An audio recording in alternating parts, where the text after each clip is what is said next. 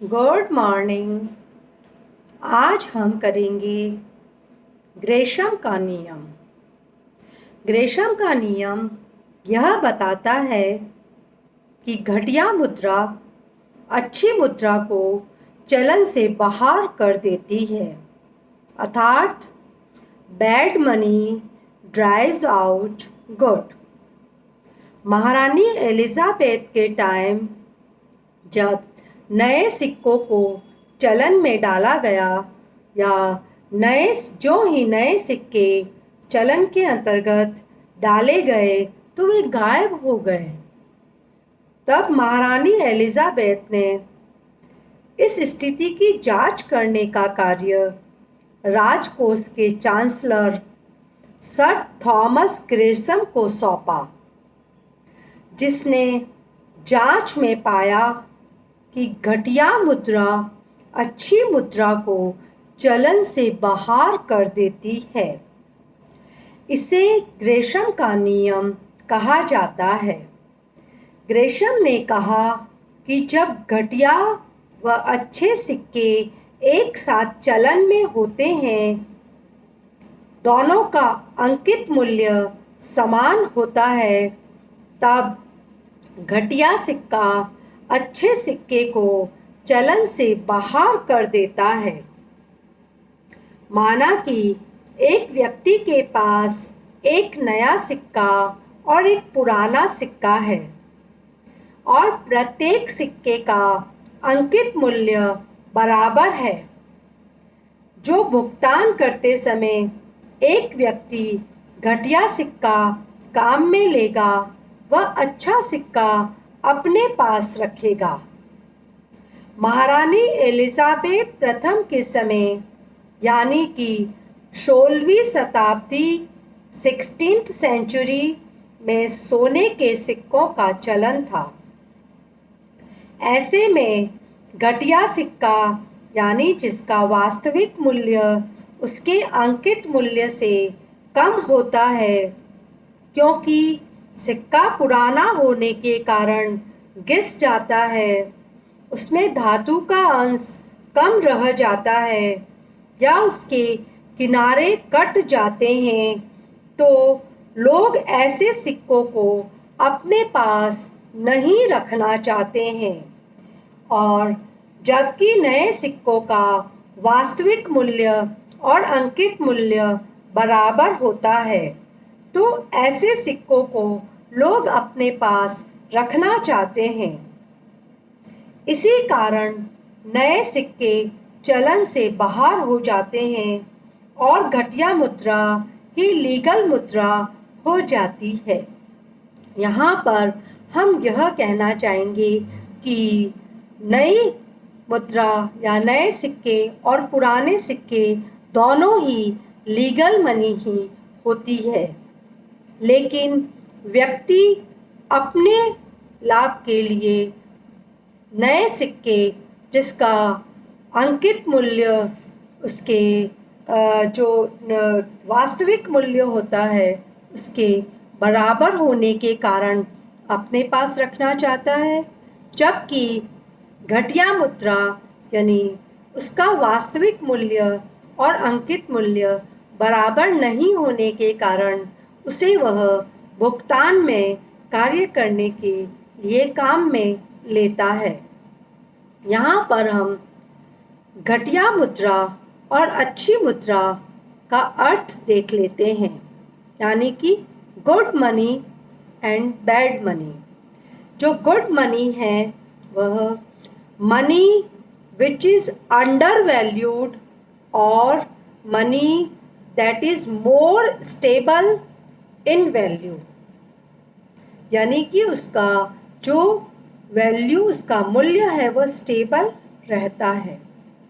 Bad money, money which is over valued और losses value rapidly, जिसका मूल्य लगातार गिरता रहता है, वह बैड मनी होती है।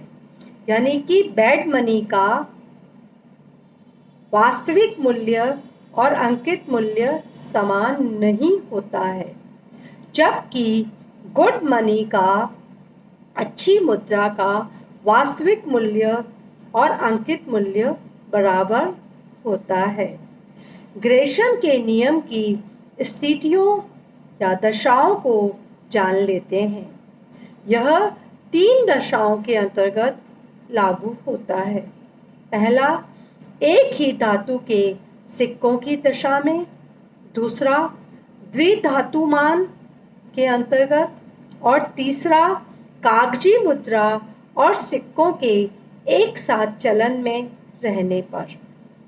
प्रथम, एक ही धातु के सिक्कों की दशा में या तो स्वर्ण के हो सकते हैं या रजत के, जिसमें पूरे वजन का सिक्का कम वजन के सिक्कों के सामने चलन से गायब हो जाता है, क्योंकि या तो लोग उसे संग्रह करके अपने पास रख लेते हैं या फिर गलाकर उसे बेच देते हैं।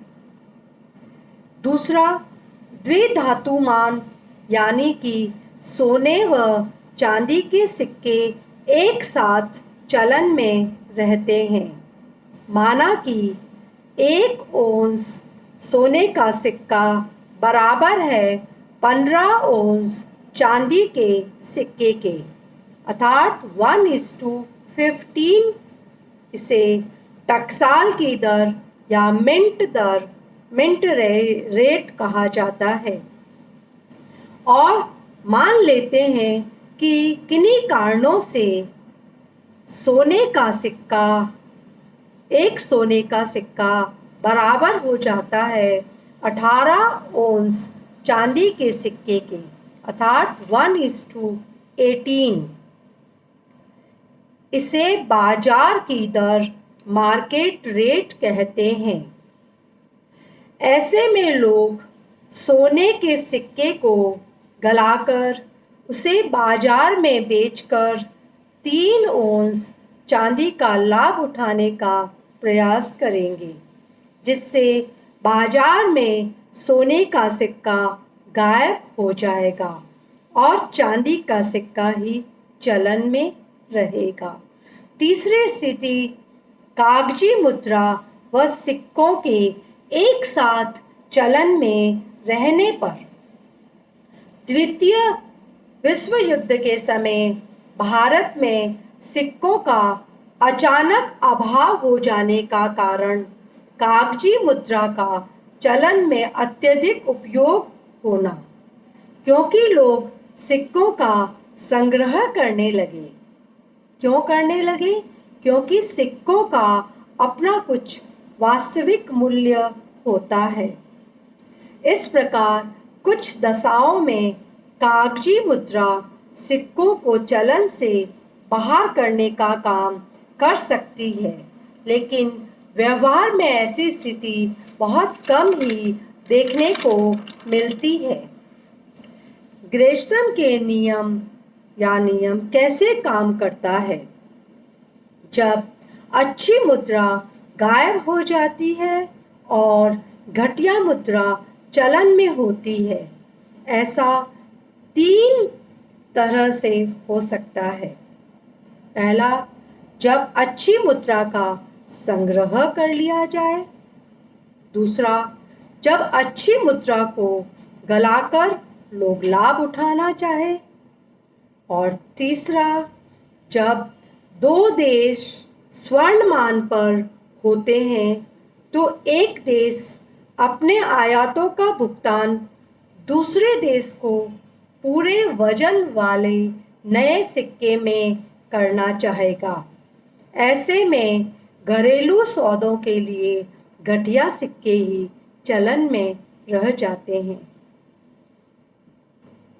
ग्रेशम के नियम की कुछ सीमाएं, या हम यह कहें कि कुछ शर्तें हैं, यानी कि जिनको मानना या लागू होने पर ही हम कहते हैं कि ग्रेशम का नियम पाया जाता है।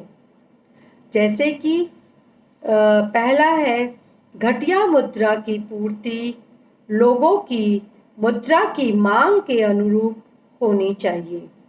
यदि घटिया मुद्रा की पूर्ति मांग से कम है तो अच्छी मुद्रा भी चलन में आ जाएगी। तब ग्रेसम का नियम लागू नहीं होगा। तभी लागू होगा जब घटिया मुद्रा की पूर्ति लोगों की मांग के अनुरूप हो, और दूसरा, जब लोग घटिया मुद्रा को लेने से मना कर दें, तब भी ग्रेशम का नियम लागू नहीं होता है। लोग अच्छी व घटिया मुद्रा में स्पष्ट रूप से अंतर नहीं कर सकें तब भी, यानी कि यदि वह अंतर कर देते हैं तब तो घटिया मुद्रा अच्छी मुद्रा को चलन से बाहर कर देती है, लेकिन यदि अंतर नहीं कर पाते हैं तो दोनों मुद्राएं चलन में रहती है। फिर बैंकिंग प्रणाली के विकास के साथ ग्रेसम का नियम लागू होने में कुछ रुकावटें आने लगी, क्योंकि लोग अच्छी और घटिया दोनों प्रकार की मुद्राओं को बैंक में जमा कराने लगे, तो दोनों मुद्राएं चलन में पाई गई। अर्थात ग्रेसम के नियम को लागू होने के लिए अभी उपरोक्त जो हमने सभी शर्तें देखी हैं उनका होना आवश्यक है, लेकिन आजकल व्यवहार में कागजी मुद्रा व टोकन सिक्के यानी अंकित मूल्य धातु मूल्य से ज़्यादा होता है चलन में पाए जाते हैं।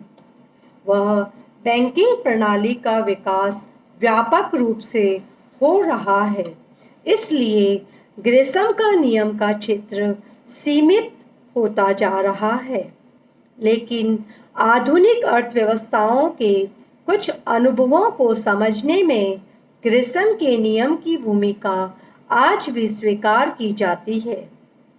यहाँ यह स्पष्ट करना आवश्यक है कि जब लोग फटे पुराने नोटों को नए नोटों व नए सिक्कों की बजाय भुगतान में देने को तैयार होते हैं या तैयार रहते हैं, तो उसे ग्रेशम का नियम नहीं कहा जाता है, क्योंकि ऐसे समय में नए नोट भी चलन में रहते हैं।